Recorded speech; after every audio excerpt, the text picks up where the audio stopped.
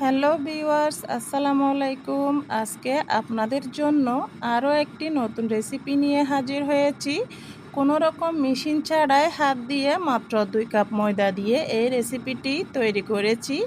এটা খেতে এত মজা, বাসায় কোনো অতিথি বা মেহমান এলে এটা দিলে তারা তো অবাক হয়ে যাবে। তারা বারবার জিজ্ঞেস করবে এই রেসিপিটি কিভাবে বানিয়ে নেওয়া হয়েছে আর কি। তো চলুন পুরো রেসিপিটি দেখে নিই।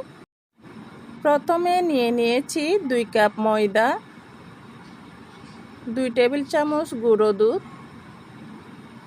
2 টেবিল চামচ চিনি এবং হাফ টেবিল চামচ লবণ দিয়ে আর পানি দিয়ে এটাকে একটি শক্ত ডো তৈরি করে নিতে হবে।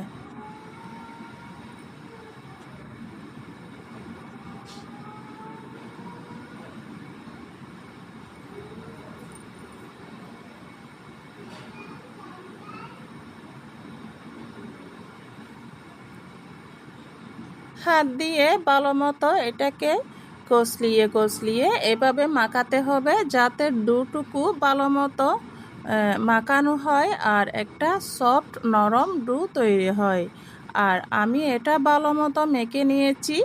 আর এখন হাত দিয়ে এটাকে একটা চাউমিনের আকার দিয়ে দিব আর কি। হাতে প্রথমে তেল লাগিয়ে নিচ্ছি যাতে হাতে লেগে না যায়। আর অল্প পরিমাণে হাতে নিয়ে এইভাবে হাত দিয়ে লম্বা লম্বা করে একটা শেপ দিয়ে দিব। এমনভাবে শেপ দিতে হবে যেন সবগুলো একই সমান হয় এবং একই সাইজের হয়, যেন মোটা এবং চিকন এরকম না হয়। এরকম হলে কিন্তু এটা দেখতে ভালো লাগবে না। রান্না করার পর এটা ফুলে ডাবল হয়ে যাবে, তখন হচ্ছে এটা দেখতে একদমই ভালো লাগবে না। তাই একই সমান করে সবগুলো বানিয়ে নিতে হবে।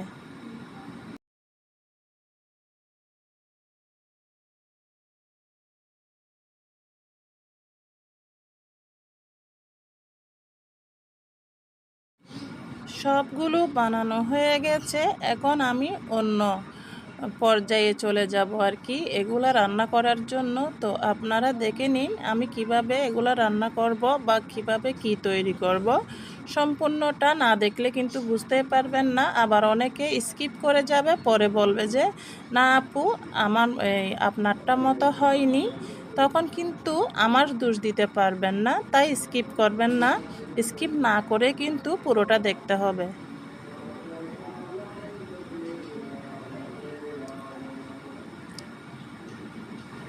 এখন আমি ফ্রাই প্যানে অল্প পরিমাণে তেল দিয়ে দিচ্ছি। আপনারা চাইলে বাড়িয়ে কমিয়ে দিতে পারেন। এটার কোনো পরিমাপ লাগবে এমন কোনো কথা নেই। যারা তেল কম খান তারা একটু কমিয়ে দিতে পারেন, সমস্যা নেই। তবে একটু বাড়িয়ে দিলে এটা একটু চকচকে হয় আর কি। আর এখন দিয়ে দিয়েছি পেঁয়াজ কুচি এবং টমেটো কুচি দিয়ে ভালো মতো কষিয়ে নিব। এরপরে দিয়ে দিচ্ছি ছোটো ছোটো করে কেটে রাখা মাংসের টুকরো। এগুলো আমি আগে থেকে সিদ্ধ করে রেখে দিয়েছি। আর এখন এখানে দিয়ে আবারও নেড়ে চেড়ে কষিয়ে নিয়ে এখানে দিয়ে দিব আরও অন্যান্য উপকরণ। দিয়ে দিচ্ছি অল্প পরিমাণে লবণ। যেহেতু আমরা ডো তৈরি করার সময় লবণ দিয়েছি তাই এখানে অল্প পরিমাণেই দিয়ে দিতে হবে। এরপর দিয়েছি এখানে জিরার গুঁড়া এবং ধনের গুঁড়া।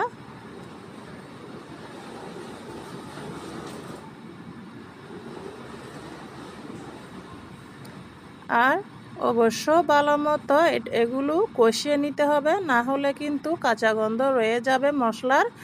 আর সেজন্য ভালো মতো আমি কষিয়ে নিচ্ছি। আর এখন দিয়ে দিচ্ছি পানিটা হচ্ছে আমি যে বাটি করে এতক্ষণ পরিমাপ করেছিলাম ওই বাটি করে 1 বাটি দিয়ে দিয়েছি।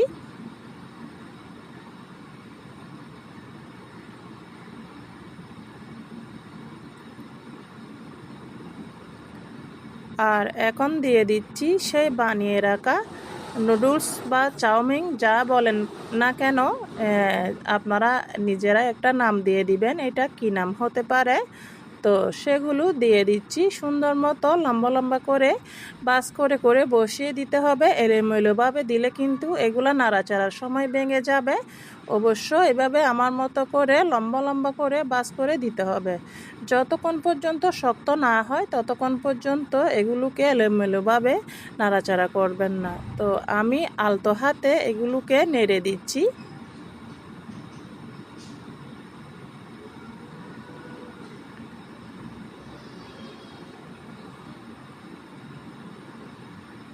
আর নাড়াচাড়ার সময় অবশ্যই একটি নরম খুন্তি ব্যবহার করতে হবে, না হলে কিন্তু এগুলা শক্ত খুন্তির মাথা লেগে ভেঙে যাবে। তাই এরকম একটি নরম কিছু দিয়ে নাড়াচাড়া করে নেবেন। আর এভাবে আমি এগুলো রান্না করে নিব। এরপর এখানে আবারও পানি অ্যাড করতে হবে, কারণ আমি দেখতেছি কতটুকু পানি লাগে। একটু হাতে নিয়ে চাপ দিয়ে দেখলেই বুঝতে পারবেন এই চাউমিনগুলো হয়েছে কিনা।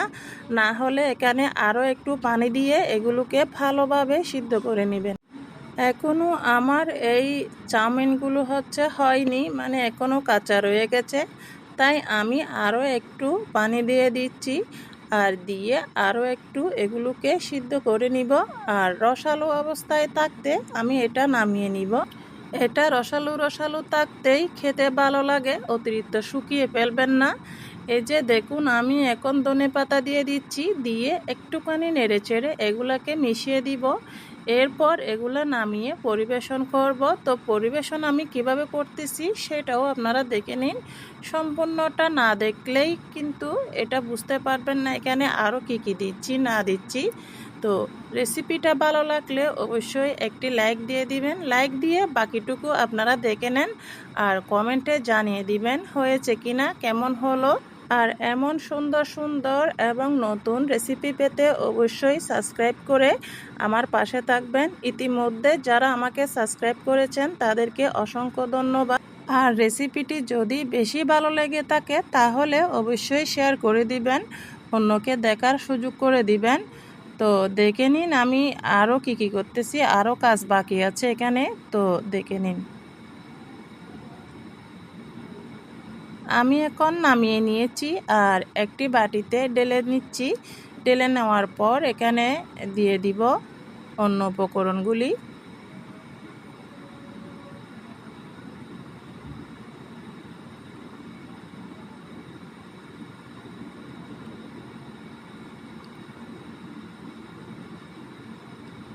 এখন আমি সাজিয়ে নিচ্ছি, দিয়ে দিলাম একটু লেবু স্লাইস আর শসা, সাথে দিয়ে দিয়েছি ধনেপাতা কুচি। এটা লাস্টের দিকে আর একটু পরিমাণে দিয়ে দিচ্ছি, কারণ এটা দিলে একটা সুগন্ধি বা ফ্লেভার হয়।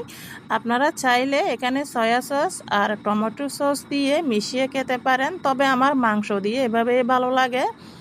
তো আজকে রেসিপিটা কেমন হয়েছে অবশ্যই বলে দিবেন, সাথে মনে করে একটি লাইক দিয়ে দিবেন। তো আজকে এ পর্যন্তই। আসসালামু আলাইকুম।